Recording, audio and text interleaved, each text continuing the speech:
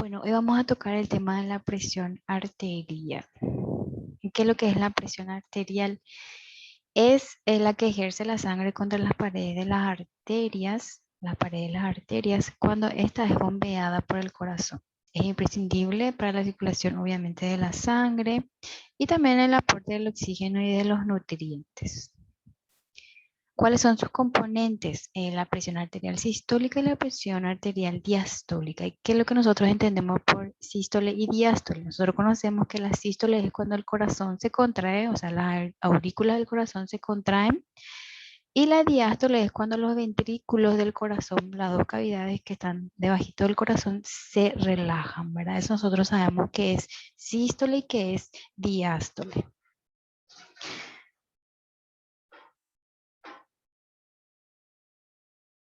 Bueno. Y la presión arterial sistólica es la máxima presión sanguínea que se alcanza en la sístole, ¿verdad? O sea, es el número superior eh, de la presión máxima que ejerce el corazón, ¿verdad? Mientras late, o sea, las aurículas son las que se contraen, ¿verdad? Después tenemos la presión arterial diastólica, que es la mínima presión de la sangre contra las arterias y ocurre en la diástole, ¿verdad? Como nosotros damos el número inferior, eh, y es cuando dijimos, ¿verdad? La diástole cuando los ventrículos se relajan, ¿verdad? Vendría a ser la presión diastólica.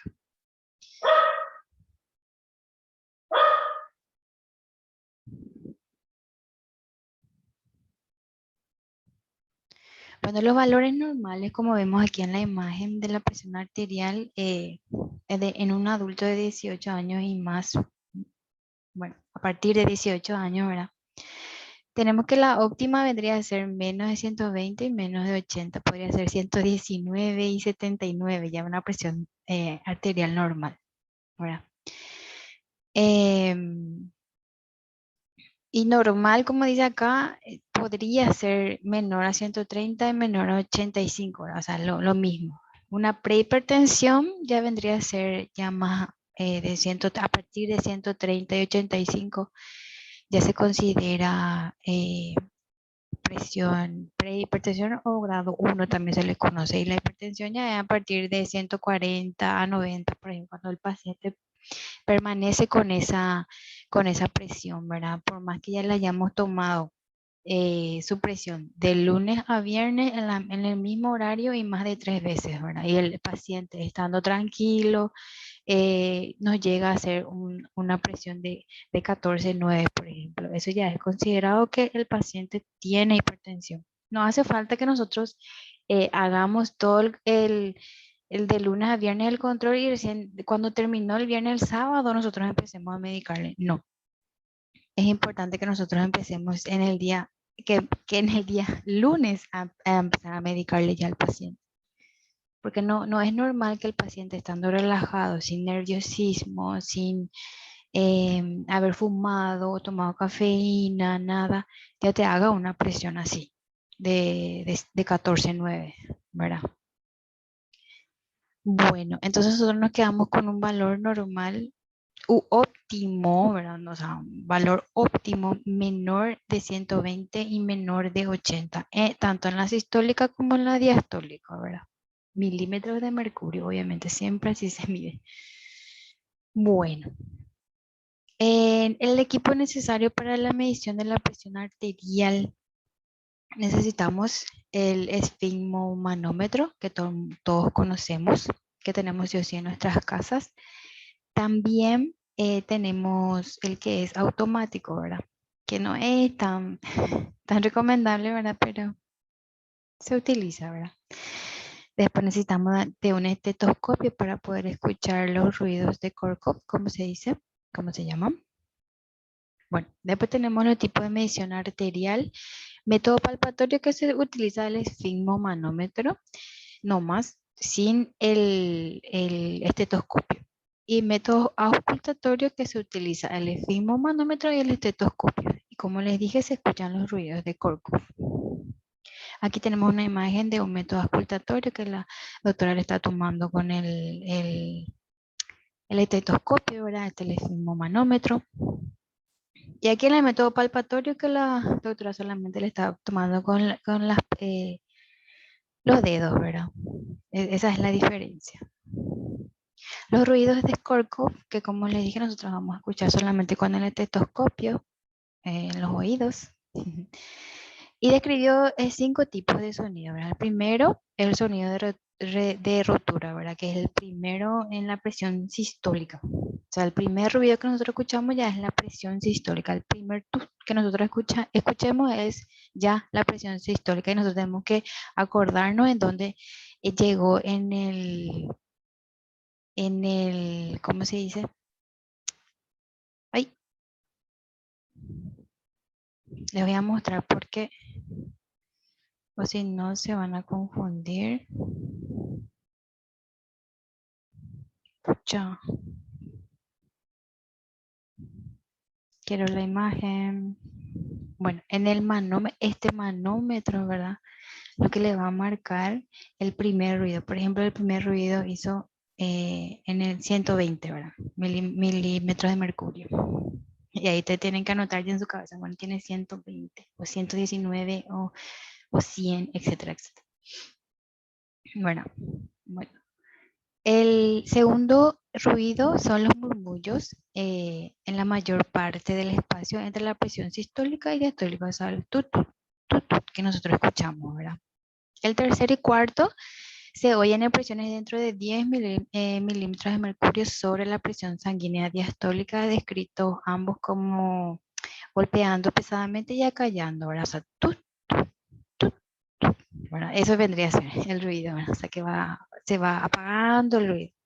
Y el quinto ruido ya es el silencio que se oye a medida que la presión del brazalete del esfigmomanómetro cae debajo de la presión sanguínea diastólica, ¿verdad? O sea que el último ruido que nosotros vamos a escuchar vendría a ser la diastólica y que tenemos que anotar también en nuestra cabeza en dónde terminó, ya sea en 7, en 8, en 5, en 4, etcétera, etcétera.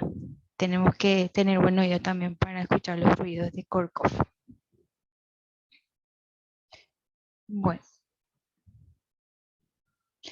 esto es un ejemplo en imagen de cómo más o menos nosotros vamos a ver al tomar la presión arterial del paciente, ¿verdad? Se van a marcar el ruido, el primer ruido de Korkov, así como se ve acá bien rojo, ¿verdad? Después el intervalo auscultatorio, que es el segundo ruido. Después ya vamos a estar escuchando el tercer ruido, ¿verdad? También el cuarto y el último ruido ya vamos a escuchar en esta parte, ¿verdad? En el silencio, ¿verdad? Acá fase 1, fase 2, fase 3, 4 y cuando terminamos aquí, que es normal que tenga que terminar en 80 también, eh, ya no vamos a escuchar más nada en el eh, estetoscopio. Entonces decimos que es la presión arterial diastólica, presión arterial sistólica, presión arterial diastólica. Tenemos que, como les repito, hay que acordarse bien en dónde empezó y dónde terminó, ¿verdad? Los ruidos. Requisitos para la medición de la presión arterial, o sea que nosotros tenemos que ver en nuestro paciente y decirle a nuestro paciente, ¿verdad? ¿Qué es lo que tiene que hacer? ¿Cómo se tiene que poner? Para que nosotros podamos obtener una eficacia en la presión arterial, ¿verdad? Que le vamos a escuchar al paciente, ¿verdad? La relajación física es súper importante, o sea que uno puede hacerle, o sea, tomarle la presión a un paciente que viene corriendo, ¿verdad? O sea, si tenemos que esperar a que el paciente se relaje, no importa cuántas horas lleven eso, y si tiene otros pacientes detrás, igual que esperen, ¿verdad?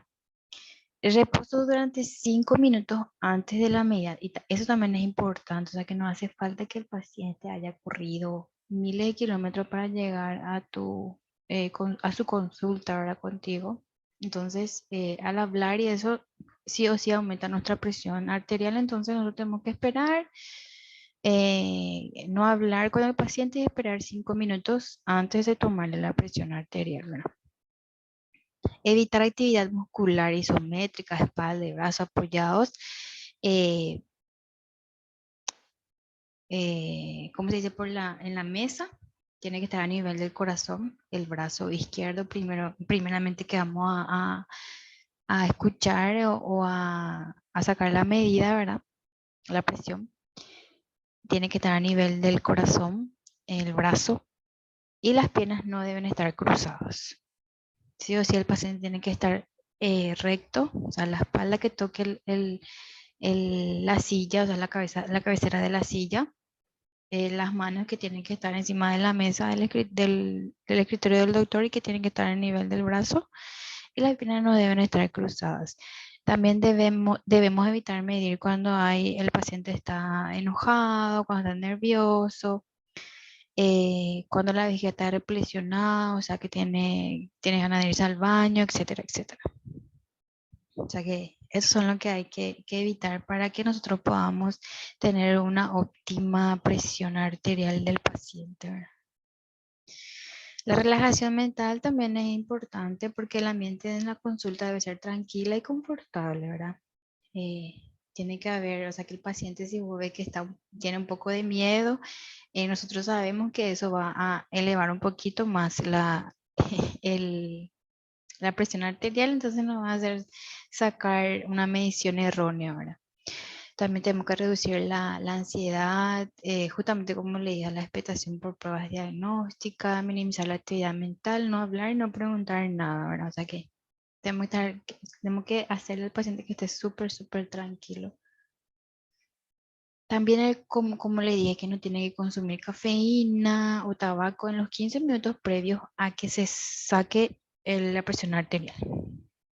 La administración reciente de fármacos con efectos sobre la presión arterial, incluyendo los antihipertensivos, no tiene que haber tomado nada al paciente a la hora de consultar. Y todo eso nosotros tenemos que preguntarle también al paciente, porque si nosotros le tomamos nomás sin hacerle las debidas preguntas, si tomaste café, fumaste, tomaste algún remedio, antes de venir a hacerte la toma de presión arterial, nosotros no vamos a saber y vamos a tener una errónea presión arterial, ¿verdad? Podemos decirle al paciente que es hipertenso cuando no es. Entonces, todo esto hay que tener en cuenta. Medir en pacientes sintomáticos con agitación psíquica y emocional, ¿verdad? O sea que tenemos que saber cuándo medirle a estos pacientes que tienen algún problema psicológico como la ansiedad, como ya hablamos hace rato. Tenemos que tratar de calmarles un poquito. Hablarles, sí, justamente para relajarnos, después esperar unos 5 minutos y después tomarle la presión, ¿verdad? Las condiciones en que debe estar el equipo de toma de presión: el esfimomanómetro de mercurio mantenido en forma adecuada, el manómetro tiene que estar calibrado en los últimos 6 meses si es posible, el aparato automático validado y calibrado en el último año también tiene que estar validado por la OMS, ¿verdad? O sea que tiene que ser, sí, la OMS dice que vos puedes usar, este esfimomanómetro se puede usar. Porque hay esfimomanómetros que no son eh, adecuados para la toma de la presión. También debe haber adecuado al tamaño del brazo. La cámara, por ejemplo, debe cubrir el 80% del perímetro del brazo. Disponer de manguito de diferentes tamaños: delgado, normal y obeso. O sea, pequeño, mediano y grande, ¿verdad? Hay veces que la persona es extremadamente grande el brazo que no le podemos tomar la presión, entonces lo que hacemos es el, la cámara ponemos en el antebrazo, justo en la muñeca. Ahí es el único lugar donde le va a poder agarrar la cámara y ahí podemos tomar la presión arterial también y nos va a salir de la misma forma, pero tiene que ser con el estetoscopio para poder escuchar bien los ruidos de Korkov. No vamos a poder palpar la arteria radial, ya que nuestra cámara va a estar tapando la arteria radial, ¿verdad? Entonces, ahora lo que tenemos que hacer es escuchar sí o sí con el estetoscopio. los ruidos de Korkov para tener una medición óptima, ¿verdad? Después el sistema de cierre que sujete con firmeza, ¿verdad? Desde la cámara. Y estanqueidad en el sistema de aire, ¿verdad? O sea que no tiene que salir todo igual del aire, etcétera, etcétera. Medición de la presión arterial. En el método palpatorio tenemos que localizar la arteria radial por palpación, que la arteria radial se encuentra en la muñeca, para ser más específicos. Constatar el nivel de presión en que deja de palparse el pulso radial y sumarle 30 milímetros de mercurio. Bueno, espere 30 segundos antes de insuflar otra vez. Se libera la cámara a una velocidad de 2 miligramos por segundo, o sea, despacito nada más, hasta notar 2 latidos de pulso, ¿verdad?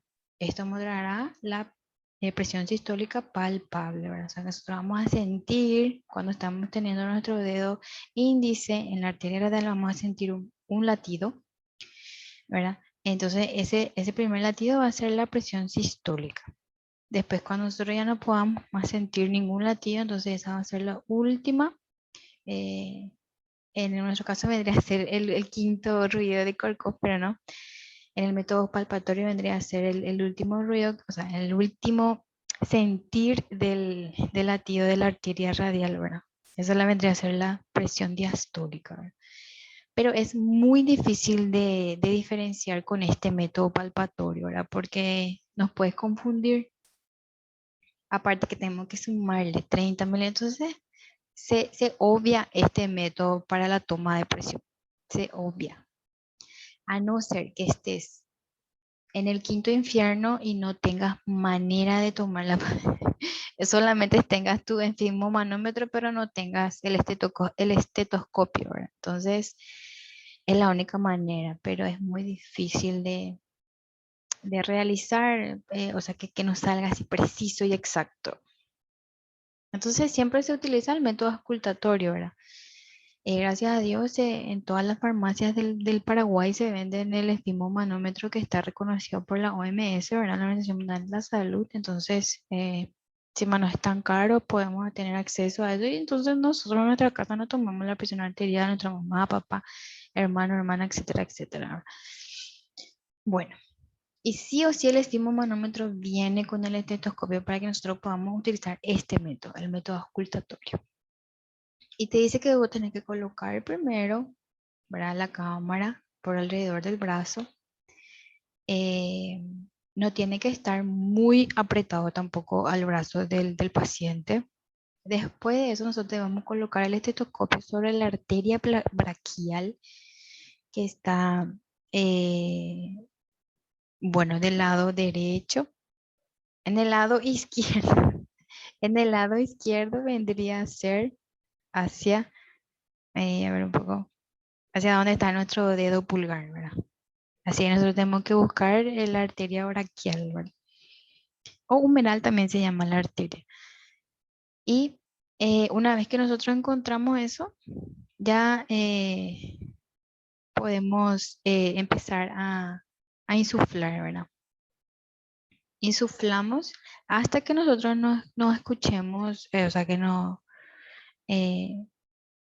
podemos utilizar los dedos para buscar la arteria radial, y una vez que nos sintamos ese latido en la arteria radial que dijimos que está en la muñeca, una vez que sintamos eso, nosotros dejamos de insuflar, ¿verdad? Y empezamos a liberar la cámara a una velocidad, dice aquí, de 2 a 3 miligramos, perdón, milímetros de mercurio, perdón, por segundo, ¿verdad? O sea que debe ser también de manera pausada. Después, cuando escuchamos, como le dije, el primer ruido va a ser la presión sistólica.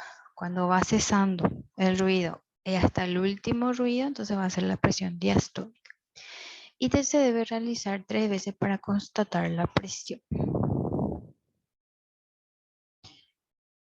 Y eso es todo por esta clase. Entonces ya sabemos cómo es el método más importante para tomar la presión, que es el método auscultatorio, y sabemos ya cómo debemos de hacer y hasta qué medición podemos hacer. Y sí o sí, entre cada medición hay que esperar máximo 1 minuto para que tanto nuestro bracito como nuestra presión se corran o fluyan normalmente, ¿verdad? Y así. Espero que si tengan dudas me consulten, por favor. Y espero que vean también el video. Y nos vemos en la próxima clase.